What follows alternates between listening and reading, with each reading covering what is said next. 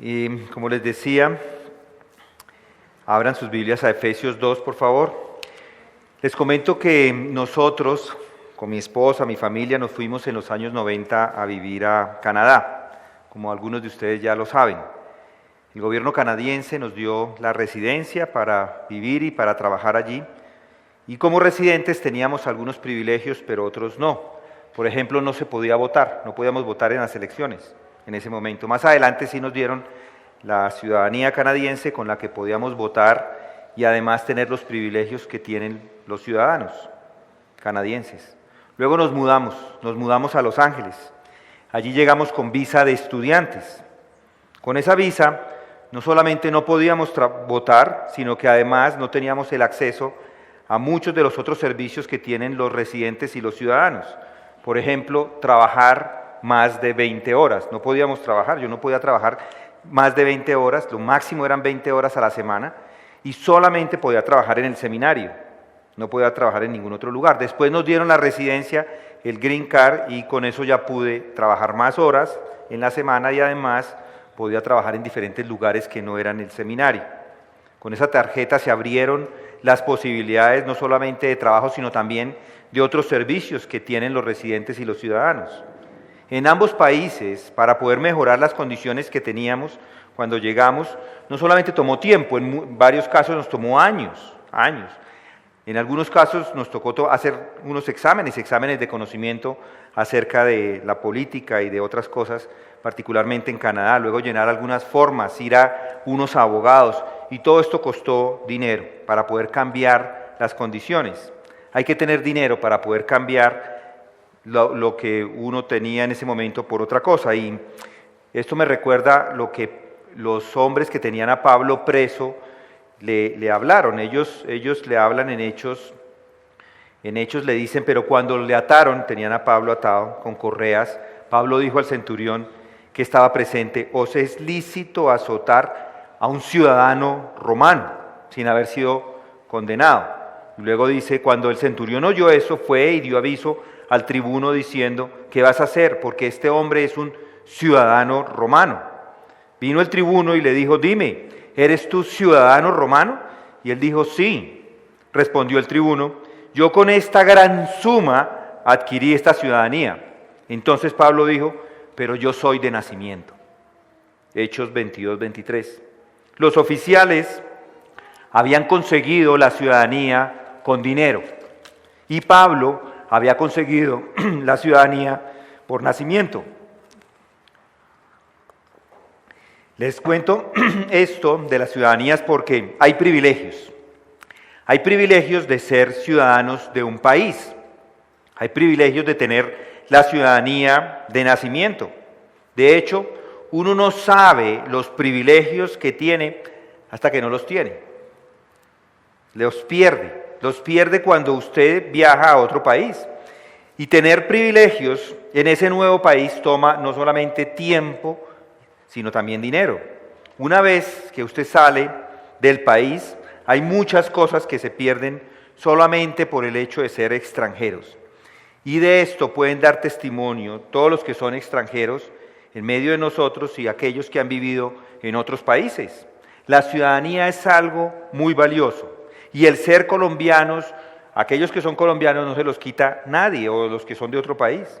Algunos pueden negar la ciudadanía colombiana para conseguir otra, a veces lo hacen de esa forma, pero inclusive en esos casos pueden otra vez recuperarla, porque son colombianos, no se pierde. Hay privilegios de tener una ciudadanía, y de estos privilegios que yo les voy a hablar hoy, no de los privilegios de ser colombianos, o de tener una ciudadanía de cualquier otro país, pero son privilegios que son mucho más importantes, más grandes, privilegios mejores, que son eternos, y que si los comparamos con el privilegio de ser un ciudadano de un país, ni siquiera tienen comparación.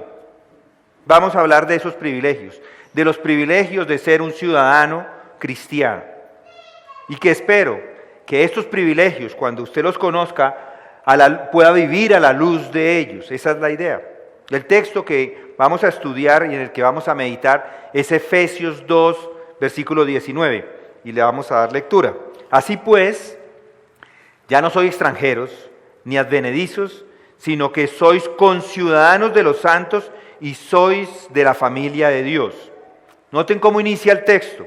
Así pues, en la Reina Valera dice, así que. En el original son dos palabras que son sinónimas puestas una al lado de la otra.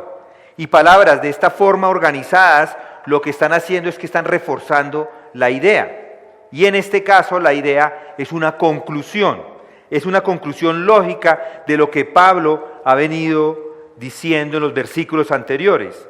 Es como si dijéramos entonces, o de esta forma, o en consecuencia, por lo tanto. Esa es la idea.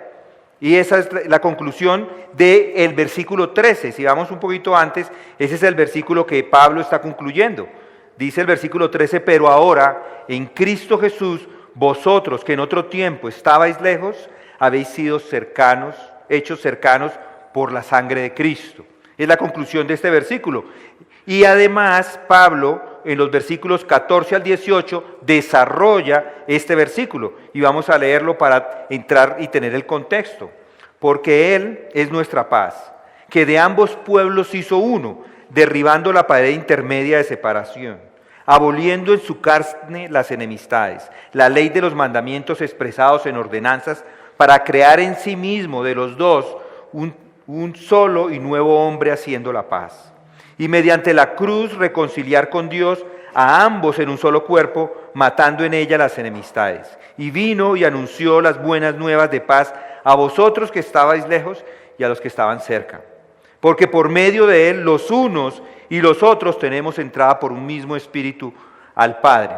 Entonces estos versículos 14 al 18 son una descripción de lo que ha dicho en el versículo 13, cómo Cristo nos ha hecho cristianos. Y la consecuencia es el versículo 19. Y mis hermanos, las conclusiones o consecuencias son importantes. Podemos decir muchas cosas, pero si no se concluye nada, no se logra nada. Muchas personas hablan. Y al final no sabemos qué es lo que dicen. ¿Saben por qué pasa eso? Porque no concluyen. Las conclusiones son importantes. Cuando alguien habla, es importante tratar de entender cuál es el punto al que va a llegar. Cuando lee un libro, ¿qué hace? Pues trata de que al final poder entender qué es lo que el autor quiere concluir. Cuando escuchan un sermón, probablemente llegan a la conclusión. Al final, cuando ya todo el desarrollo se ha hecho, pero llegaron al jugo, a lo más importante. Eso es lo que tenemos acá, una conclusión.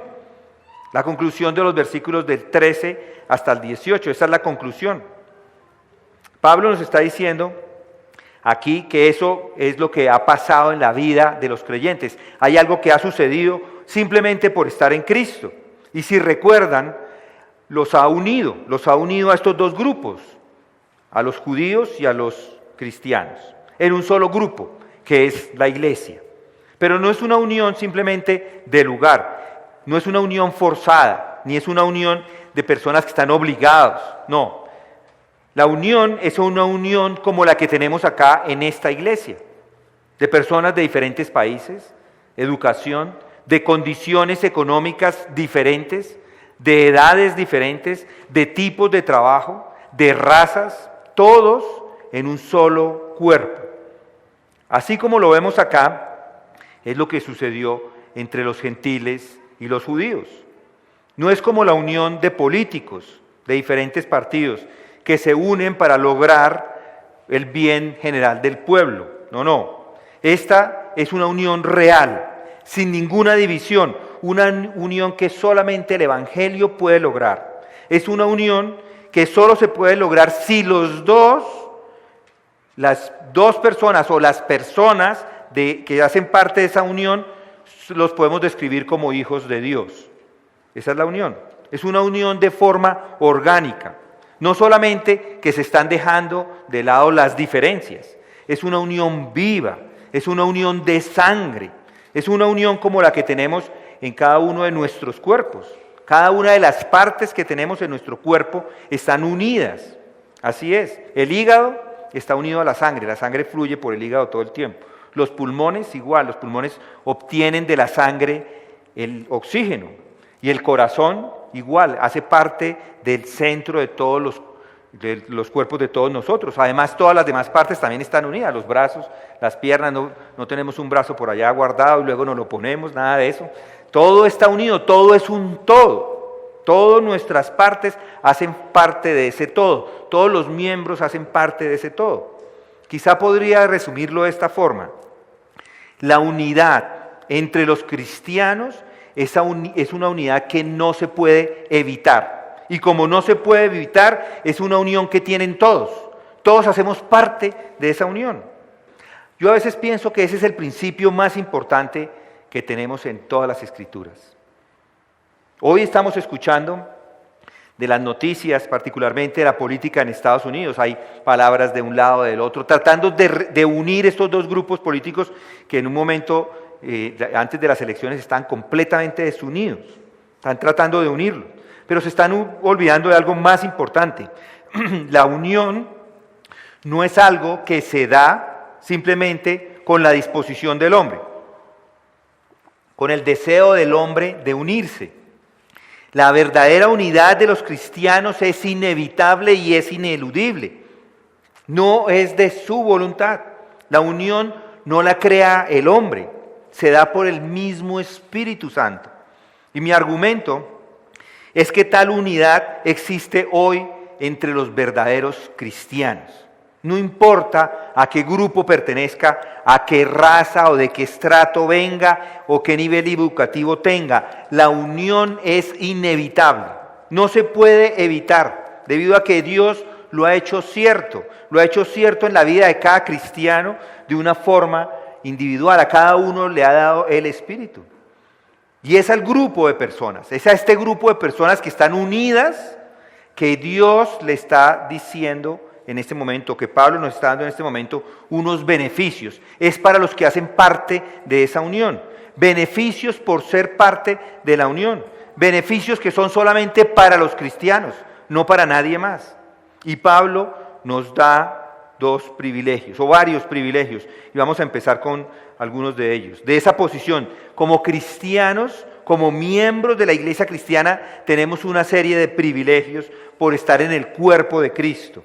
Y los efesios hacían parte del cuerpo de Cristo, se habían convertido, así es, como cada uno de nosotros.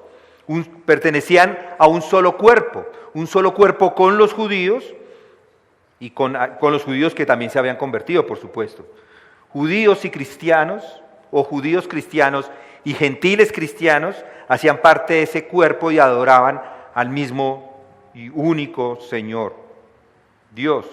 El cristiano no ha dejado de pensar en términos de judíos o gentiles o de cualquier otra diferencia. El cristiano ha dejado, es decir, ya no piensa más en eso.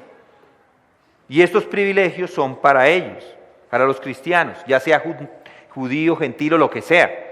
Esas diferencias ya no importan, todo se acabó. Hay un hombre nuevo y es para ese hombre nuevo que vienen esos privilegios. Y Pablo está en este momento acá hablándole a ese hombre, a esa nueva humanidad, a ese nuevo organismo que ha nacido. La iglesia cristiana les está hablando a todos aquellos que pertenecen a la iglesia. Y su preocupación es mostrarnos lo maravilloso que es ser parte de ese cuerpo. Y lo hace empleando unas imágenes. Y la primera es una imagen de un estado. Los cristianos son conciudadanos en un gran reino, o son parte de un reino, de un gran estado. Y la segunda es que son miembros de una familia, la familia de Dios. Entonces vamos a ver primero que los cristianos son pertenecientes a la nación cristiana. Casi todas las exhortaciones que encontramos en esta epístola y en todas las demás epístolas están dirigidas al pueblo cristiano. Realmente todas estas exhortaciones vienen de esta doctrina. Si se diera cuenta usted hoy de lo que es y lo que tiene como cristiano, la mayoría de sus problemas se acabarían. Todos los problemas de su vida diaria se resolverían automáticamente. Pero es porque muchos no lo ven de esta forma, no entienden los privilegios y por eso surgen los problemas. Pero si así lo hace, si lo entiende, nunca va a tener, por ejemplo, envidias por las personas que no son cristianas. Nunca los va a envidiar. Nunca va a tratar de vivir como vive este mundo. De hecho, sentiría vergüenza de verse de tanto en tanto como ellos. Entonces, el apóstol lo que quiere es que entienda esta verdad maravillosa. Así es. Noten cómo lo hace el apóstol. Inicia con una imagen negativa y luego da lugar a imágenes positivas. Dice, así que ya no soy extranjeros ni advenedizos. Ya no soy extranjeros ni advenedizos. ¿Y qué es esto de ser un extranjero? Los extranjeros son aquellos que se encuentran en otro pueblo que no es el suyo. Cuando usted es extranjero, está entre personas que no son su propia gente. Todos en esos grupos pertenecen los unos a los otros, pero el extranjero es uno que no pertenece a estas personas, no pertenece al grupo, no son de su gente. Son como los viajeros a los que se les da una visa de turista. Solo van a otro país por un tiempo corto. Esos son los extranjeros. Su visita es temporal. Así es. Y luego dice, los advenedizos es la descripción de alguien que vivía cerca de una comunidad, pero no era de ella. Por ejemplo, un hombre que vive justo afuera de la muralla de una ciudad. Está cerca a la ciudad, pero no está dentro de ella. No pertenece. Está viviendo cerca, pero no está dentro. Hoy son como los residentes de otro país que no son ciudadanos. Así es. Es como cuando nosotros fuimos a Estados Unidos. Tenía el derecho de estar allá, pero no teníamos la ciudadanía. Los advenedizos son los que viven en tierra que no es de ellos. Ahora, lo que está diciendo aquí Pablo es que ya no son extranjeros, ni son advenedizos. ¿Y por qué creen que dice esto Pablo? Yo creo que lo dice porque él quiere dejar claro a todos que entiendan los privilegios de ser cristianos. Quiere que estén perfectamente seguros, tanto los efesios como ustedes hoy, de esa posición, de que de nada sirve. ¿De qué sirve tener los beneficios cristianos o saber o conocer de los beneficios cristianos si a usted no le tocan? De nada sirve. Por eso es que esto es esencial, es claro entenderlo, entender todos estos beneficios y si estos beneficios se aplican a usted. Antes de que empiece a considerar los beneficios, debo preguntarle, ¿está usted ahí? ¿Es todo esto aplicable a usted? ¿Era usted un extranjero y advenedizo y ahora ya no? Puede que sí, como puede que no. Puede que alguien acá, en este momento, sea como el hijo de la trabajadora de una casa, el hijo del siervo o el siervo, como lo dice la Escritura. Pablo lo dijo de esta forma, dice, ya no eres siervo sino hijo, y si hijo también heredero por medio de Dios. Los siervos eran personas que vivían años con una familia, pero esa no era su familia.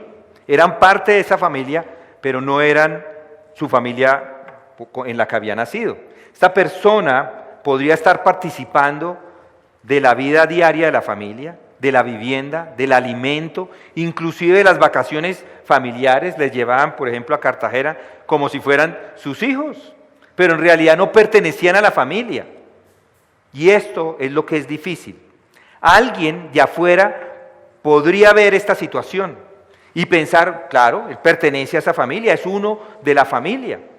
Yo recuerdo algunas familias en donde los hijos de los trabajadores crecían en esas familias y no se veía la distinción a simple vista. Sin embargo, pasando un tiempo con esas familias se descubría que ese no era el caso, no eran parte de la familia. Y eso es exactamente lo que sucede con un país. Puede haber personas que vivan en ese país, residentes durante muchos años, y alguien viene, visita el país y los mira y dirá, bueno, estos también parecen parte de este país, simplemente son como ciudadanos normales, hacen lo mismo que los demás, van a trabajar por la mañana, regresan por la noche, en el mismo Transmilenio, seguramente hacen las mismas rutinas que todas las personas y sin embargo no pertenecen a ese país, no son ciudadanos, sino que viven con una visa. Y esa es la imagen que tenemos acá, esa es la idea que tenemos acá. Hay personas en la iglesia que están en la misma posición, viven con la familia de la iglesia, pero no pertenecen a ella. Están en el país y sin embargo no son ciudadanos. Y Pablo lo pone de esta forma: no todos los descendientes de Israel son israelitas. Cuando usted mira a las personas en la iglesia, piensa que todos hacen parte de la familia, pero no es cierto necesariamente. Hay un Israel del espíritu y hay un Israel de la carne. Hay un remanente y por eso es que estas enseñanzas son tan importantes. Entonces mi pregunta ¿es usted parte de los que reciben el privilegio, de los que reciben el privilegio por ser cristianos? Esta es una doctrina importante. Usted puede estar en compañía de los verdaderos y no pertenecer a la iglesia. El apóstol Juan lo pone así: salieron de nosotros porque no eran de nosotros, porque si hubiesen sido de nosotros, habrían permanecido con nosotros, pero salieron para que se manifestase que no todos son de nosotros. Habían estado entre ellos, pero no eran de ellos. Habían estado en la iglesia y parecían cristianos, pero nunca habían pertenecido realmente. ¿Es usted de los creyentes? ¿Cuál es su respuesta? Amén. Deberían decir amén. Yo hago parte de ellos, ¿sí o no? Amén. Es cierto para mí. Así debería ser la respuesta. Esa es la prueba. La prueba de que usted hace parte de ellos. Y si usted es de los creyentes, debería decirlo con toda tranquilidad, afirmarlo. O tiene visa, o tiene certificado de nacimiento. Esa es la prueba. ¿Tiene certificado de nacimiento o simplemente tiene visa? Yo le pregunto, ¿y cómo sé? ¿Y cómo sé si tiene certificado? ¿Cómo sabría yo si lo tengo o no? Romanos 8:16 da la respuesta. Dice, el Espíritu mismo da testimonio a nuestro espíritu de que somos hijos de Dios. El certificado y el sello del Espíritu es el que dice si usted hace parte o no. Esa es la seguridad de que solo puede dar, seguridad que solo puede dar el Espíritu de Dios, que nos es dado. Ese Espíritu de Dios que nos es dado como garantía de nuestra herencia, con miras a la redención de la posesión adquirida para alabanza de su gloria. Y no me malentienda, puede ser cristiano aunque tenga un conocimiento no tan preciso del sellamiento del Espíritu Santo. Pero ya en otros momentos, también acá desde este púlpito hemos hablado de las pruebas que debe hacerse para ver si es de Él, y usted puede ir a buscarlas. Pero yo les exhorto, yo les insto, miren si son de la familia, no se contenten con una visa. Pídale a Dios que le dé su certificado, pídale a Dios que le salve. Sálvame Dios. Y si no le ha salvado, si no se le ha dado, vuelva a Él y ruéguele, porque Él dice que todo el que viene a mí, yo no le echo fuera. Así es. Vaya a la palabra hasta que lo encuentre. No se detenga, búsquelo, pídalo. Y entonces, en ese momento, podrá decir, ya no soy extranjero ni advenedizo, soy conciudadano de los santos, soy de la casa de Dios. Noten el texto, los que pertenecen a la nación cristiana son conciudadanos con los santos. ¿Y qué quiere decir eso? Es una enseñanza grandiosa. Pablo compara aquí la iglesia con una ciudad, con un estado, con un reino. Vamos a verlo y vamos a entenderlo con detalle con unas observaciones. Aquí nos está mostrando Pablo la definición de una iglesia. Es bastante simple. Es bastante simple si tiene una concepción de un estado, de un reino. Pero la primera observación que podemos hacer es que hacer parte de un pueblo es que está separado de todos los demás. Las ciudades antiguas tenían un muro a su alrededor, la muralla de la ciudad. Todavía podemos ver muchas reliquias y restos de estos muros alrededor de varias ciudades. Era como las murallas de Cartagena, que ayudaban a mantener a los piratas afuera de la ciudad. Igual acá. ¿Cuál es el propósito de la pared? Bueno, separar a los ciudadanos de los demás. Piensen en las divisiones que hay o que existen para mantener a países de un lado al otro. En Estados Unidos están fabricando una muralla para delimitar la frontera con México. Están haciendo esa muralla. Así siempre están haciendo esa división, pero hay muchas otras divisiones entre países. Por ejemplo, los ríos funcionan como divisiones, el mar o una serie de montañas pueden ser usadas como divisiones, o alguna línea determinada por alguna autoridad dice, aquí está la división. Recuerdo que con mi familia fuimos al Amazonas, y la línea de división entre Leticia y Tabatinga es una calle, no más, una calle. Uno pasa la calle y está en Brasil, y se devuelve y regresa a Colombia. Es chistosísimo porque del otro lado todo el mundo habla portugués, y de este lado todo es español. Los zapatos del otro lado son más baratos que la calle de este lado, que son más caros. Es impresionante, es chistosísimo ver cómo es, pero hay una división entre esas dos ciudades o esos dos países, es una calle, así es. Puede ser una calle, o puede ser lo que sea, o la división que sea, al final no importa, pero lo que sí tenemos que tener claro es que siempre hay límites. No se puede pasar de un estado a otro sin cruzar el límite. No se puede pensar en un estado o en una ciudad o en un reino sin límites. Los que están dentro de los límites están en su ciudad.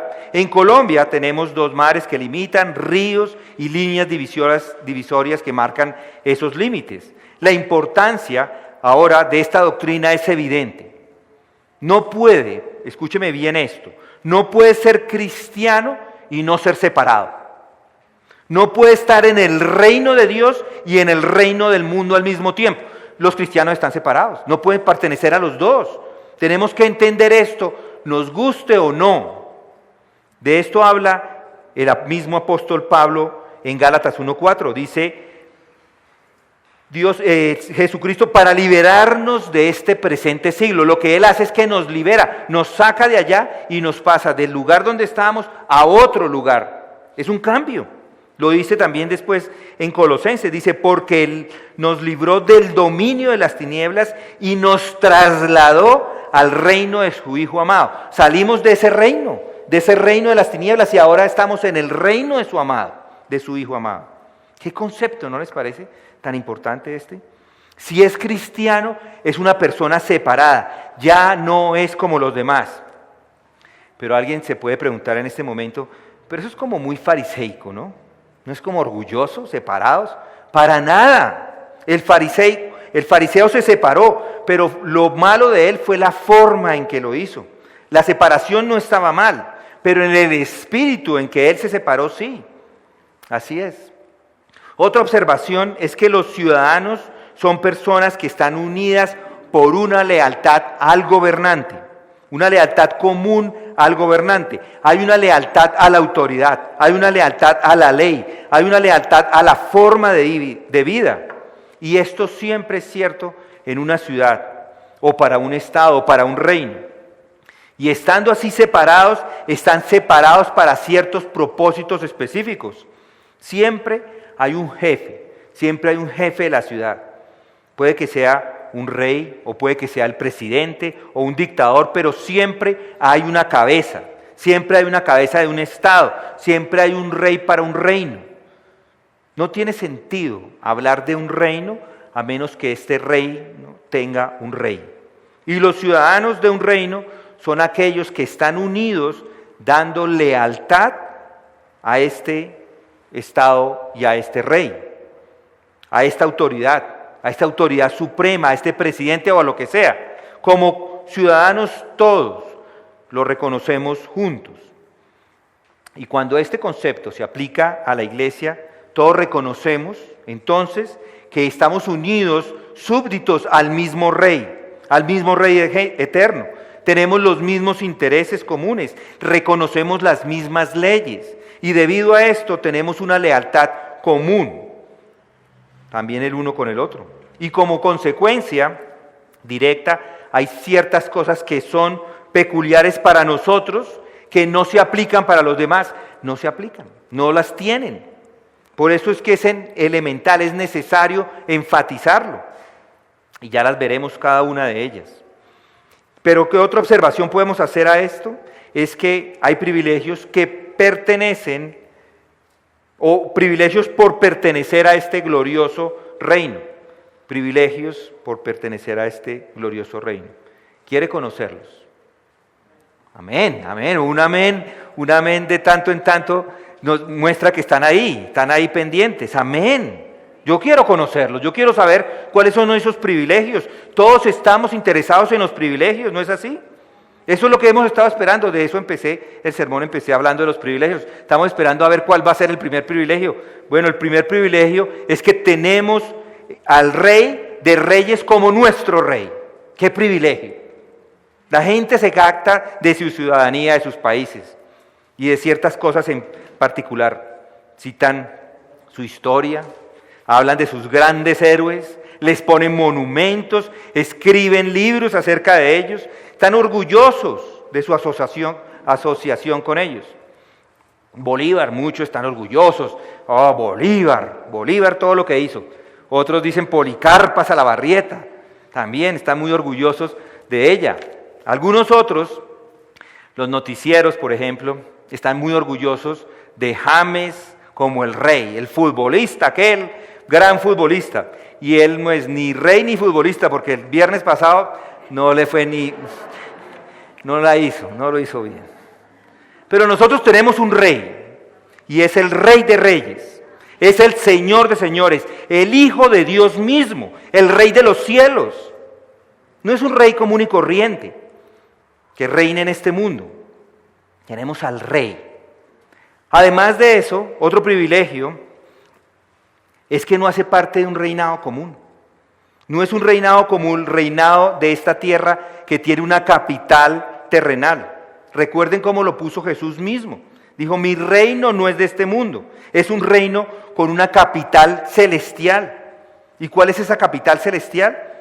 El libro del Apocalipsis nos dice que la capital de ese reino es la Nueva Jerusalén, la Jerusalén que va a bajar del cielo y se va a establecer en esta tierra, la Nueva Jerusalén. Es ahí donde vive el Rey, es ahí donde está sentado a la derecha de la gloria. Así es, no es una Jerusalén terrenal, sino una Jerusalén celestial y eterna. ¡Qué privilegio! Pertenecer a ese gran Rey, con el dominio universal.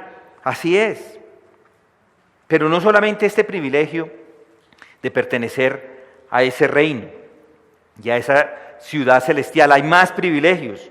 Por ejemplo, tiene compañerismo con todos los ciudadanos que están esparcidos por toda la tierra, que hacen parte de ese reinado. Incluye hombres, mujeres de todas las naciones, de todos los reinos, todo tipo de personas que hablan toda clase de idiomas. ¡Qué reino!, ¿no les parece? Impresionante. Mire a su alrededor, todos los que están alrededor suyo son ciudadanos de este reino si hacen parte de los hijos de Dios. Como cristianos somos parte de los mismos conciudadanos que están en Venezuela, o están en Perú, o están en Chile, o están en Alemania, o Francia, o Namibia, o Angola, cualquiera que sea el país. Todos ellos hacen parte del mismo reinado. Estamos con ellos, esos son los conciudadanos. Además dice conciudadanos con los santos, con los santos. Ustedes son conciudadanos con ellos. ¿Y quiénes son esos santos? No es la nación de Israel como un todo, porque no todos los que son de Israel son israelitas. Son santos, son los santos de los hijos de Israel. Eso significa que somos conciudadanos con Abraham. Abraham, el hombre que más grande ha existido sobre la faz de la tierra. ¿No es maravilloso que entiendan eso? Saber que pertenece a la misma ciudad y al mismo reino que Abraham. Y no solo Abraham, piensa en Moisés, piensa en David, piensa en Isaías, piensa en Jeremías, hombres grandiosos. Y pertenece a la misma sitio con ellos, usted con ellos, yo con ellos. En la misma ciudad estamos con ellos. Los mismos intereses que tienen ellos. Tiene la misma lealtad que con ellos. ¿No les parece emocionante? Ciudadanos con el apóstol Pablo, con Pablo y los 12 grandes hombres. Con ellos hacemos parte de la misma ciudadanía. Somos conciudadanos de ellos. Somos uno con todos ellos. Tenemos los mismos intereses, tenemos el mismo corazón y los veremos y pasaremos nuestra eternidad con esta gente. Y con Pablo, con todos los otros hombres y con todos los apóstoles. ¡Qué privilegio! ¿No le parece? Además tenemos más privilegios. Además va a tener el privilegio de reinar en el reino de Dios. Va a reinar en el reino de Dios. Dice 2 Timoteo 2:11, dice, palabra fiel es esta, que si morimos con Él, también viviremos con Él. Si perseveramos, también reinaremos con Él. ¡Qué privilegio! Vamos a reinar. Pero eso no es todo, hay más privilegios. Tiene derecho, tiene acceso al Rey. Y esto es cierto para todos los ciudadanos, todos los que hacen parte de ese reino, así sean los más humildes. En última instancia, tiene derecho a apelar al Rey. Se le permite ejercer ese derecho. Es cierto para cada uno de nosotros, para cada uno de ustedes que es cristiano. Tenemos un Rey. Y aunque ese Rey es el Rey de Reyes, es el Señor de señores y es el gobernante de todo el universo, Él conoce y está interesado en sus ciudadanos, en cada uno de forma individual. Si está agobiado, si está cargado, si está luchando, si está esforzándose, le recuerdo que tiene acceso al Rey.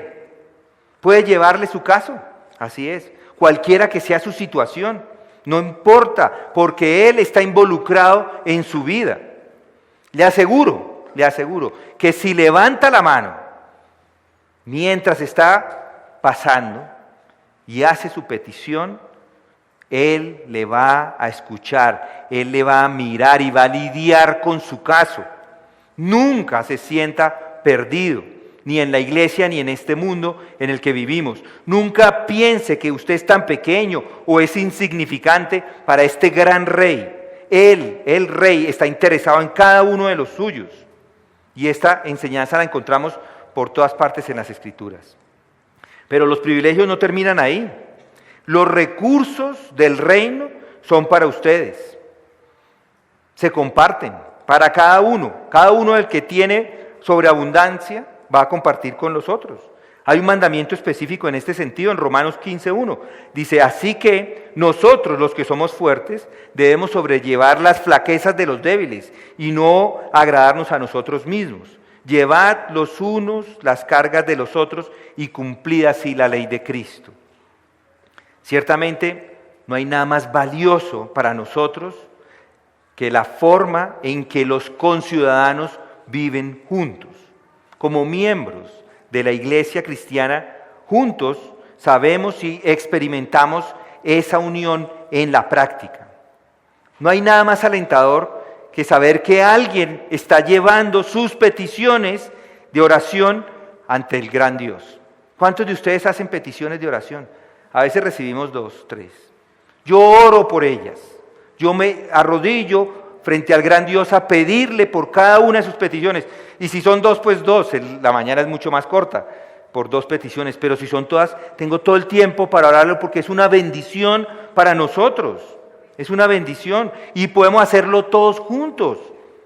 Orar por las peticiones de los demás.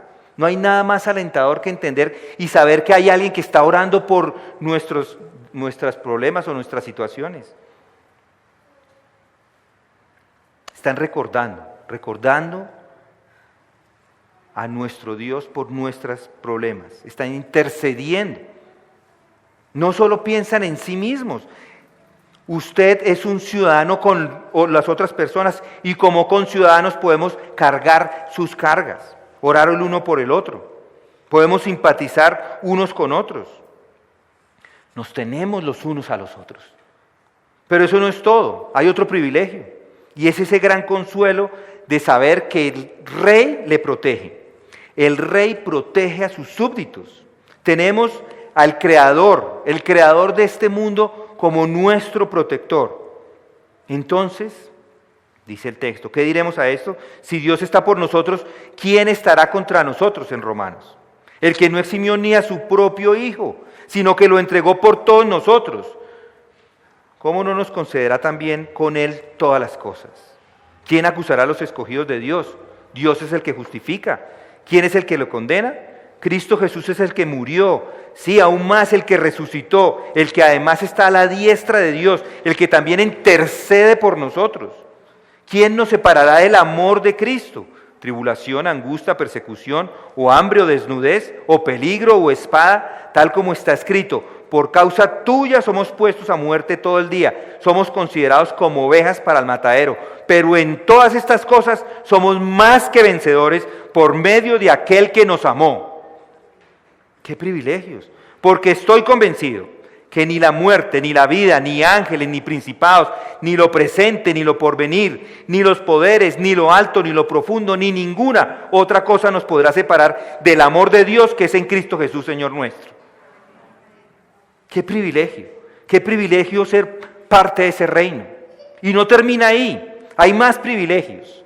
Los encontramos en la segunda parte del versículo. Y sois de la familia de Dios. Los verdaderos cristianos no son solo conciudadanos de los santos, sino que también hacen parte de la familia de Dios. ¿Y por qué Pablo usa ahora esta figura?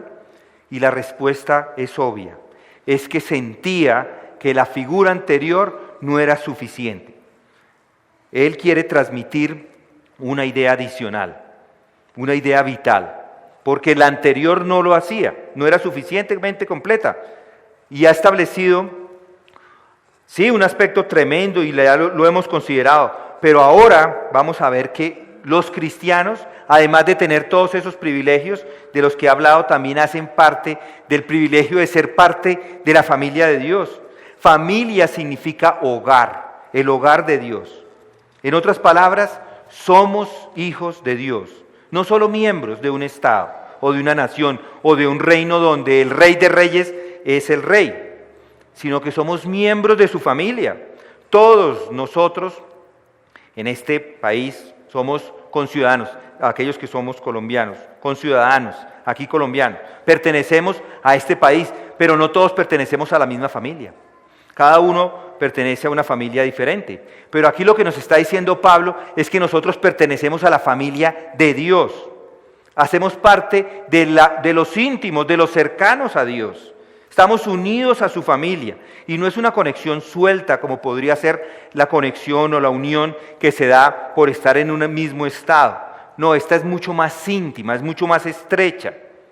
La unidad que existe en la iglesia cristiana entre los miembros no es algo suelto, es algo más cercano, es algo más íntimo.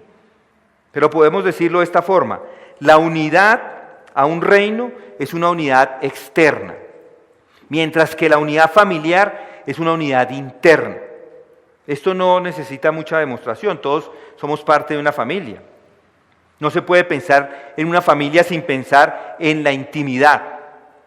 En otras palabras, la relación entre los miembros de un Estado es una relación más remota, mientras que la que existe entre los miembros de una familia es una relación más íntima.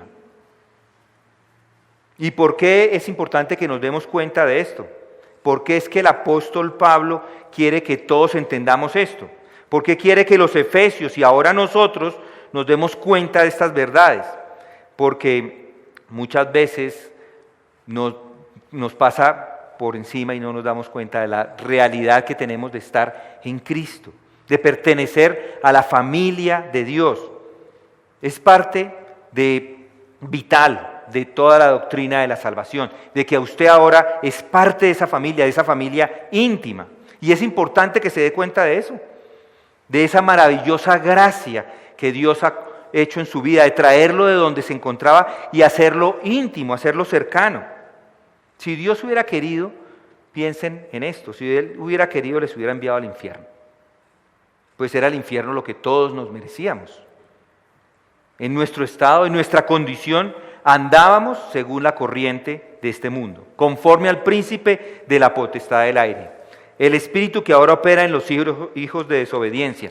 En otro tiempo vivíamos en las pasiones de nuestra carne, satisfaciendo los deseos de nuestra carne y de la mente, y éramos por naturaleza hijos de ira, lo mismo que los demás, es lo que nos dice el texto, en Efesios 2 y 3.